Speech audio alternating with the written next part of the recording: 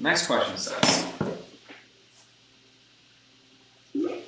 when tax revenue exceeds government outlays, the budget 1 is balanced and the national debt is increasing, 2 has a surplus and the national debt is increasing, 3 has a surplus and the national debt is increasing, 4 has a deficit because the national debt is increasing, and 5, none of the above because by law, tax revenue cannot exceed government expenditures. So if we think of government as a business, we know that tax revenue is basically the same as income and outlays is the same as expenditure. And so the difference between the two will either be a surplus or a deficit.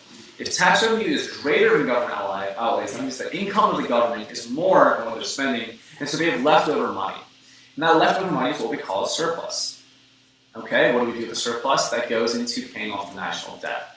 And so let's look at the answer choices. So 1 says that the budget is balanced, but if the tax revenue is greater than government outlays, then it can't be balanced. It would only be balanced if they were the same, so it's not 1. 2 says it has a surplus and the national debt is increasing, so they're correct that there is a surplus, but they're incorrect that the national debt would increase if you have a surplus. If you have a surplus, you're paying off the debt, that's a decrease in the debt. So 3 looks like what we're looking for. There has a surplus and the national debt is decreasing. We can take a look at the other answers. 4 says it has a deficit, that's wrong. A deficit would imply that outlays exceed tax revenue, not the other way around.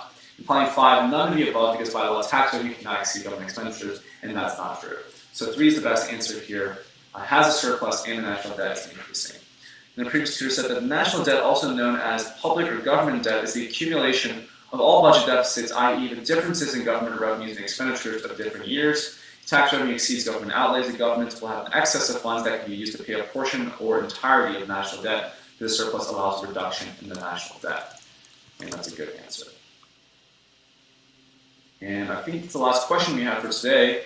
Hopefully that was helpful for you guys. I'm sorry for some of the technical difficulties we had today. But other than that, I hope everybody's staying safe, and I'll see you guys again next week.